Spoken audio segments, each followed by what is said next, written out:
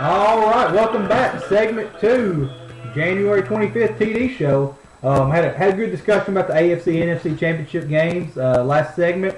We're going to still touch on a little NFL this segment. Before we get anywhere, let's look at our poll. Well, who would you rather have, all things being equal, the Denver offense or the Seattle defense to win the Super Bowl for you? 75% Denver offense, 25% Seattle defense.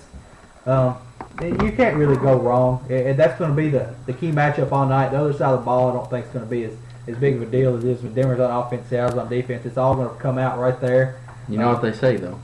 Defense wins championships. Defense wins championships. Hey, the Broncos' defense ain't bad, though. But it's not the best in the league. Top 8 offenses of all time in the NFL. Never won a championship. Super Bowl. That's true. That's true. This is the best offense ever. Speaking of that, I think we're going to have a caller here that wants to vote on our poll, maybe talk a little bit about what's going on in the NFL this week. Stockton, are you there? Hey guys, how y'all doing? Thanks for having me on. Hey, thanks for coming on. What are you thinking about the poll? All things equal, would you rather have the Denver offense or the Seattle defense? Well, the brief on that question is kind of interesting because if the weather, as y'all talked about the first segment, I found it, very good insight. That weather comes in and it looks like it does here, for instance, in New York Sunday, Yeah. and every week we play the game. I think the Seattle defense is perfect, plus I think the Seattle offense is perfect. Now, all things being equal, 78 degrees and 69 degrees, you know what that is? Well, let's say all things equal, it's 50 degrees with a 5-mile-per-hour wind and slight rain. Yeah, Little mist.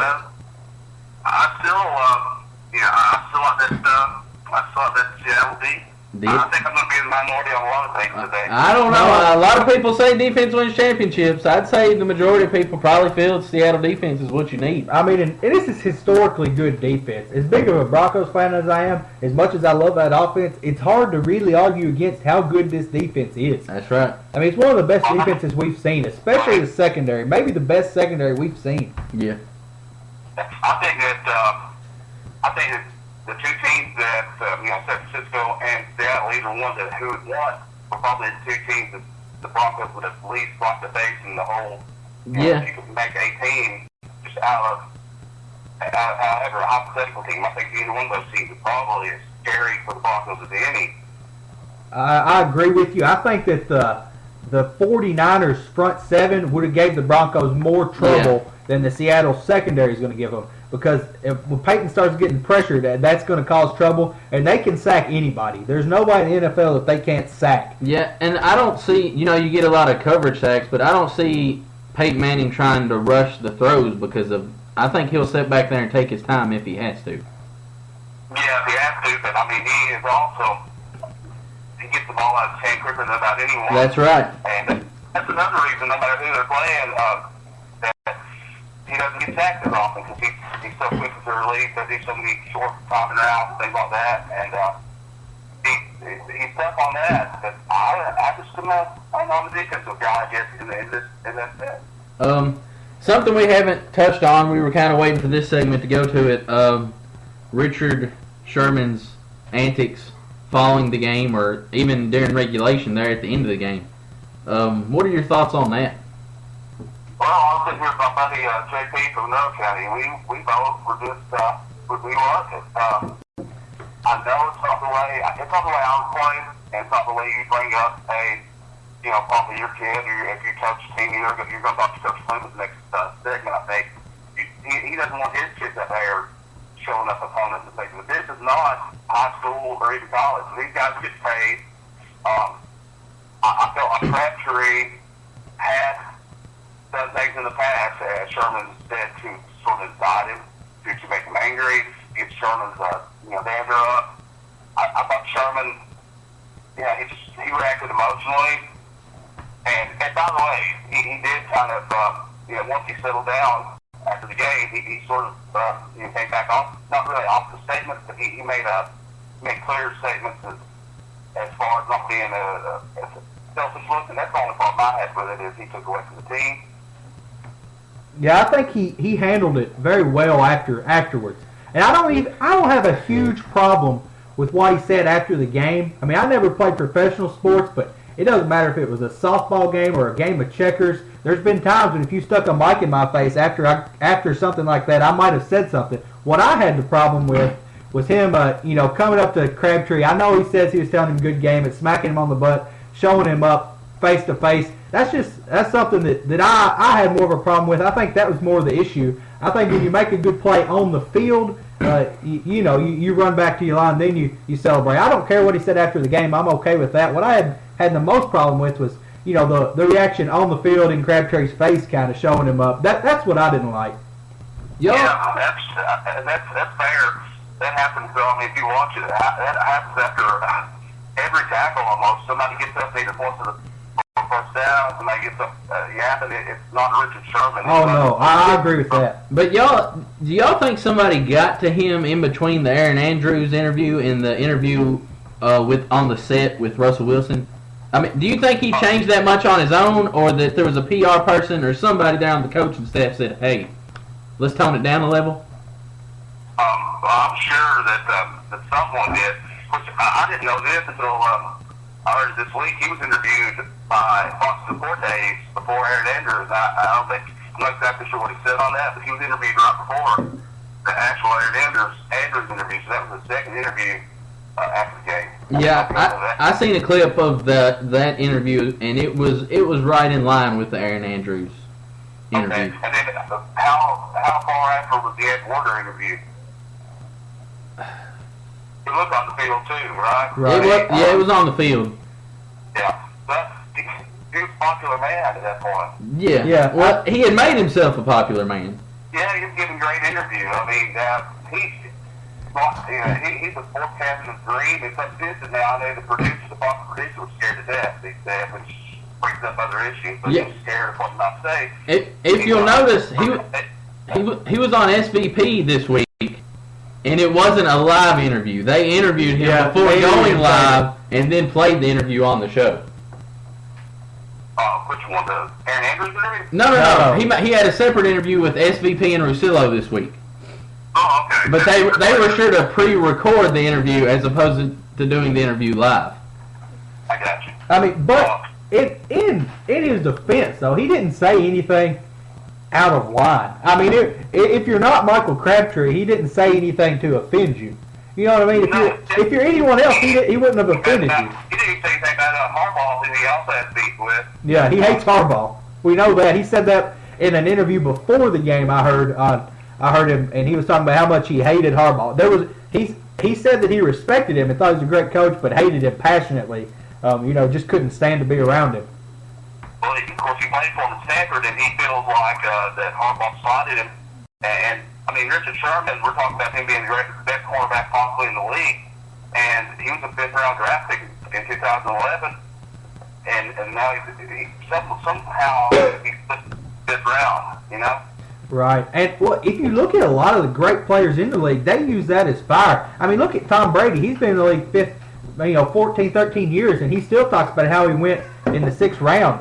He still uses that to fire himself up, even this much later and this much success later. That stuck with him. I mean, that's something that's followed him his whole life, and he's talked about.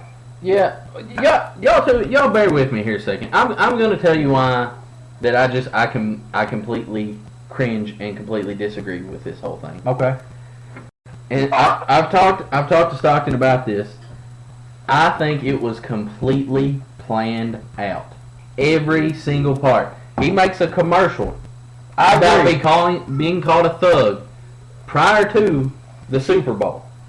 And after the best or the biggest or the most watched game of the year up until that point, he creates a moment in which he knows people will call him a thug. He's a smart man. He knew what he was doing. And it's not just the comments to Aaron Andrews or the calling out of Crabtree. It's the conduct after the interception, which he got fined $7,875 for, which is a really odd amount. No, I guess they drew that out of a basket or something. But he did the choking gesture, the whole thing. He created it so they would call him a thug. And then he comes out 2 days ago, I guess it was, and says that now thug is code for the N-word. And the thing is, I don't think he's a thug. I think he's a genius. I think people calling him a thug is exactly what he wanted. And it's one thing to bring attention to yourself and your brand, which I can understand. But to try to create or manufacture some sort of social injustice situation by yourself is immoral. And I have encountered plenty of white thugs. You can call them thugs, punks, whatever. Obviously, we're not going by the book definition here that you're a criminal. We're talking slang. Everyone knows what a thug is. Yeah, I'll give you a good example of a white thug, Marshall Henderson. I think he's a punk. Well, but going beyond that, we played basketball with somebody who was a thug, and it's quoted as saying that they might steal groceries from your grandma, but at least they would play hard. And you know what? They were white. So for Sherman to bring race into this, I believe it adds an extra level of selfishness. It's just immoral. You know, say what you want to. He had a chance to celebrate the biggest win of his career, give glory to God, his family, his teammates, but instead he deliberately did this with it, and that's the problem that I have. First of all, please tell me that this guy would not steal my grandma's milk and bread. He's at the grocery store waiting for Grandma to come out right now. And so she can't make it without her milk and her bread. Especially today. I mean, you don't get to a snowstorm without milk and bread in Kentucky. I think somehow the milk and bread companies are manufacturing all this stuff. That's another. They're creating their own market too. I think you're right. It took a little of the spontaneity off of it when I saw the Beats commercial. Yeah, I agree. I love Kaepernick and I love Garnett. I think it shows us a little insight. I don't know if they're quiet, if they're getting like spotlight that. I said it's probably pretty close. I heard Barkley say that every time he goes out, somebody has to try him. You know, and I think he was on Left Card yesterday or Thursday. He said if somebody tries him and touches him, then it's on. And these guys do, hear a lot. But Kornheiser also said, Kornheiser mentioned a very good point I thought the other day. He said there's only, in the NFL, quarterbacks they get to be known. Right, that's true. Known, yeah. But other than that, they're mostly known by helmet and uniform. Most people wouldn't recognize a lot of these players except for their size. They proved that. I've seen Wes Welker do this. Richard Sherman last year at the Super Bowl interviewed people and about Richard Sherman, and it was great. Yeah, I've seen that. They were talking right to him, not knowing who they were talking to. They don't get to be known that well without the helmet. I have no problem that the only other quarterback, as Kornheiser mentioned, was to really be known. It was Dion, and Dion was a self-promoter. Exactly. That's the point I was about to make. And like I said, it's one thing to promote yourself and your brand, which I would have a lot less problem with. But to come out and try to make it some sort of social injustice situation when it's really not is what I have a problem with. What about this? A defensive player who I think is pretty well known. People know his face, but for a completely different reason. J.J. Watt. I mean, he promotes himself very well, I think, and he does that through children's charities and NFL Play 60 commercials and everything. I think a lot of people would know J.J. Watt if they saw him, and he's never had any controversy attached to him. Well, let me ask you this, and it kind of goes back to a little bit of TJ's point. On TVs, I think they get off on too. Are NFL, are they asking Richard Sherman to be on these commercials? Or is he a little too scary for the NFL to put on these commercials? I don't know. I mean, that's a good point. I see what you're saying, and I can see where Sherman might swing this in a year or so back to him being a good guy. He's the villain. We got WWE mode going. He's Generation X right now, and he's going to come over and join teams with Goldberg, and everything's going to be fine at the end. Do you think he's going to swing himself back into a good guy role before this is over? Well, I think everything but his perception and trash talking is actually good. I follow him on Twitter for a long time before this. He seems, other than that, public persona seems to be good. Yeah, I mean, I've never heard anything negative about him until this came out. I mean, I've followed him pretty closely throughout his career. This is the first big negative thing that's came out about him ever. Because he wanted it to be negative. He got what he wanted. But dude, I didn't know that. So when I first saw it, Sunday night right after it happened, I didn't realize that. So yeah, some of the spontaneity was taken off of it, but I thought it was a great I don't know. I don't like the self-promotion. But with TJ's point, here's the only thing I would say about he saying it's not that the thug doesn't mean something the N-word to him. It's hard if you look at things through. I can't really say. I can't know what thug means to Richard Sherman. And we can't really either. We're not black without men. Well, yeah, but we can't know what it means to society as a whole either. We just look at things through a different lens. He's grown up in a very different area. Some things would probably mean different things to us than what to him. It's a totally. I have trouble telling someone else what something means to them. Does that make sense? Yeah, I've got a pretty good example of this. That I want to stay within the lines. I don't want to get a little on the edge here. But I read an article on Facebook that one of my friends posted. What it was like being the only black kid in your class growing up. And there was 30 things on there, and a lot of things people would say to him that were incredibly well-meaning, things I'd even thought myself that I never put any kind of negative connotation, but were seen negatively by those people, the minorities in the situation, things that they didn't like or that bothered them, but the rest of the class, the rest of the school had absolutely no problem with or didn't think anything was wrong with it, said it entirely well-meaning, but was seen through a different lens by those people. So I can see your point, and that's one of the rare situations where I've had a little insight into what it's like to be in a minority situation, I guess.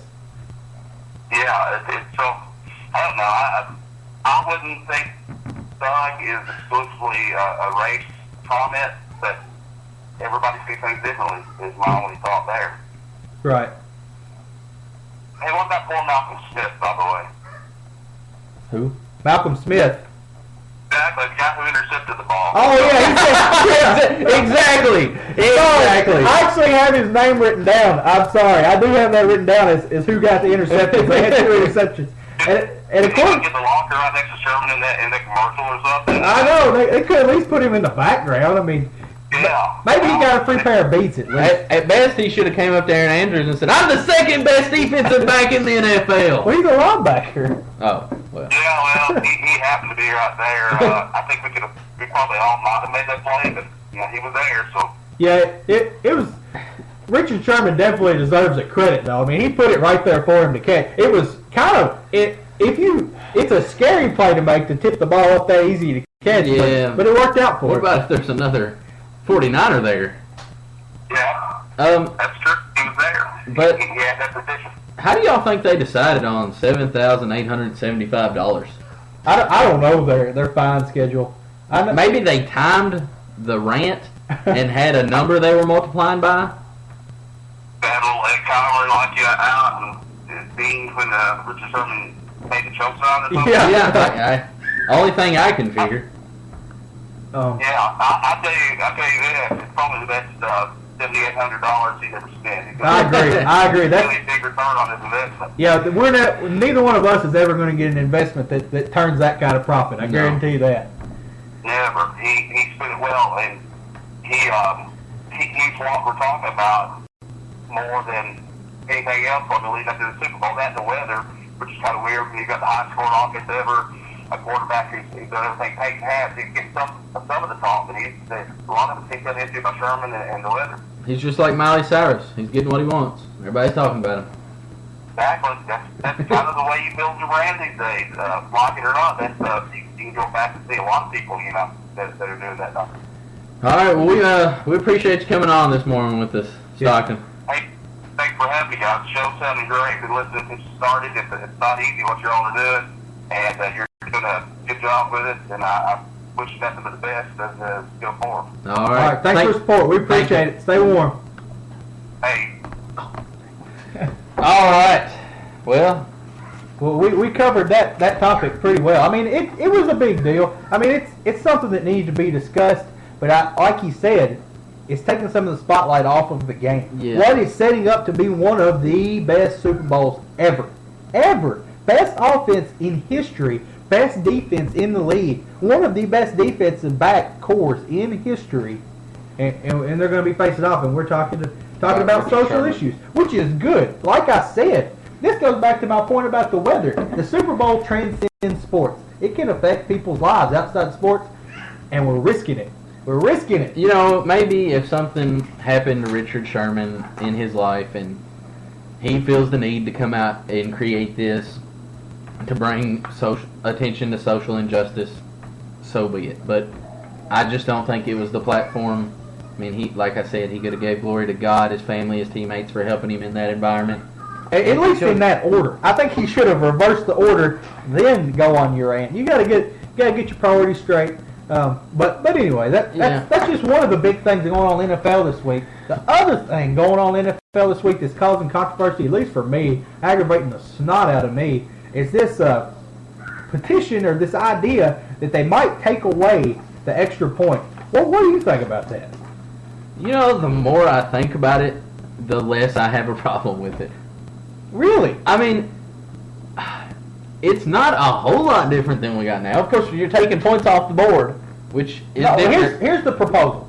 Here's the proposal. You get the ball, you score a touchdown, you get 7 points. Right. You have the option to go for 2 from the 1 yard line. No more extra points. No more extra PATs. points. You get 7 points initially. Have the option to go for 2. If you get it, you get 8 points. If you don't get it, you go back to 6 points. And I think that's probably what people had the most problem with, is taking points off the board. Yeah, but I do see the drama that's being added here in that this puts a whole new level of stress on a coach in that situation. Yeah. We're going to lose this point. Do we get this point? Well, let me give you some stats. It's really no different than before. Look, there were 5 point after attempts missed or blocked last year. 5 of them. I get it. Like 99.6% were not. But 46% of the games in history have been decided by 7 points or less. Almost 5% of the games decided by 1 point or less. 4.72% decided by 1 point or less. 4.72% of games, you'd be just saying, well, there's your point. That could make the difference. If you're talking about taking things away, what's more useless than the kickoff? 54% of kickoffs are touchbacks.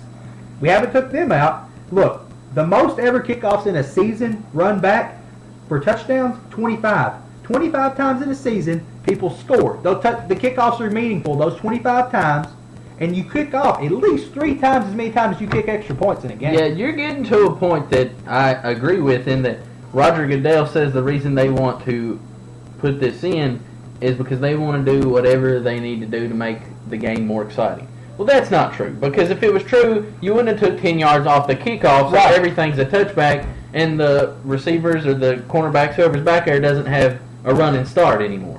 So obviously, I mean, you don't want to do everything you want to do to make the game exciting. Exactly. And another point is that this somehow will make teams want to go for it more, and I don't see that at all. I don't see how making this rule makes a team any better off going for it, because you're going to have the same result that you had before. I agree.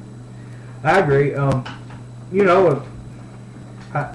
I don't think it's going to pass. I don't think there's any way that it goes through. If you want to do something different, doesn't work. If you want to do something different, do something different.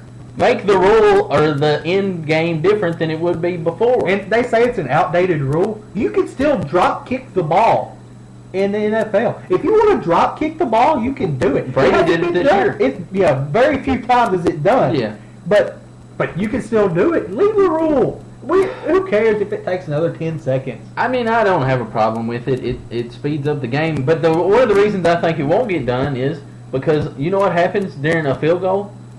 People rest. Commercials. You have commercials before the field goal, and you have commercials after the field goal. Yep. So you're taking money away from the NFL to get rid of it. Think about the Super Bowl. Before each extra point, going to be a minute of commercials. That's $8 million. After the extra point, that's $8 million. Every extra point, $16 million in commercial money. Yeah, I can't see them getting rid of it for that reason. Even though I think it's probably not a terrible idea, because then I wouldn't have to watch some of those commercials. I say leave it alone. Leave it alone. But we're about to hit a break. We'll be back here in the 10 o'clock hour. We're going to talk to David Clemens, Maycott County High School boys varsity basketball coach. So y'all be looking out for that, and refresh your browser, and we'll be right back. Thank you.